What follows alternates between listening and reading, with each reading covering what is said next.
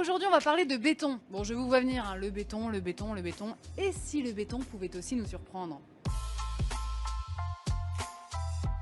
Entre les gares, les tunnels et les ouvrages de service, la construction du Grand Paris Express va nécessiter plus de 17 millions de tonnes de béton. Aujourd'hui, 4 ans après le début des travaux de génie civil et pour répondre aux contraintes techniques souterraines, plus de 70% du nouveau métro est construit avec du béton dit bas carbone. Cerise sur le gâteau, ce béton présente aussi un bénéfice environnemental. Allez, venez, on va aller voir ça de plus près.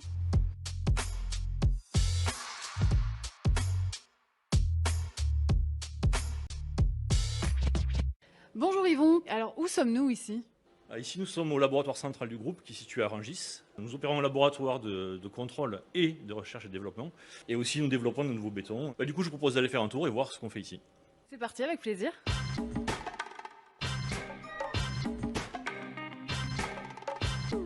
Alors Yvon, reprenons la base. De quoi est composé le béton?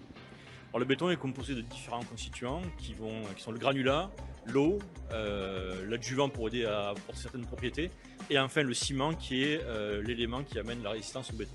Et qu'est-ce qui, dans le béton, génère des émissions de CO2 justement? Alors tous les matériaux génèrent du CO2, mais le ciment est le matériau le plus porteur de CO2 de par sa fabrication qui nécessite une cuisson à haute température aux alentours de 1400 degrés. Est-ce que vous pouvez nous expliquer quelle est la différence entre du béton classique et du béton bas carbone?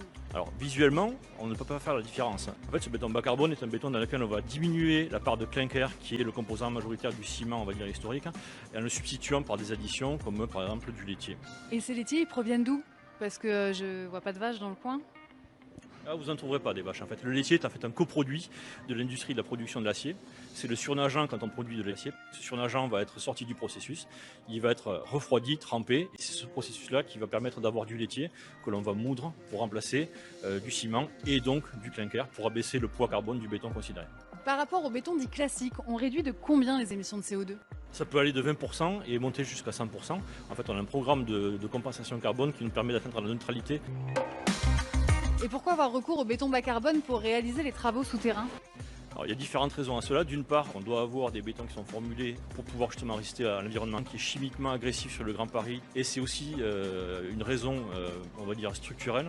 Ces bétons-là, en fait, ont besoin d'avoir un dégagement de chaleur relativement faible du fait de l'épaisseur de ces ouvrages-là. Alors ça signifie que quand on aura fini les travaux souterrains du nouveau métro, on pourrait revenir à un béton classique?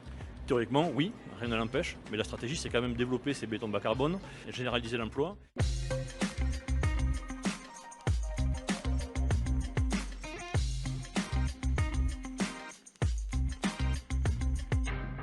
Bonjour Jean-Luc. Bonjour. Alors où se trouve-t-on ici? Nous nous trouvons à Aulnay-sous-Bois sur le puits Brac. C'est le départ de l'un de nos sites tunneliers et c'est le premier à avoir posé des voussoirs fibrés.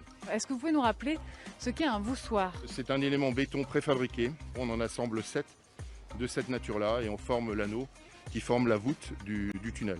Alors c'est quoi le béton fibré? C'est un béton dans lequel on remplace les armatures, les ronds à béton, par des fibres. Donc à l'origine, vous aviez la glaise. Vous aviez l'argile, du potier, qu'on a renforcé avec de la paille, et puis pouvoir construire des voûtes d'habitation. Et puis, par les progrès techniques, on est arrivé au béton, au ciment, au béton armé, et en définitive, pour retourner à la matrice originelle, donc le béton armé avec des fibres métalliques.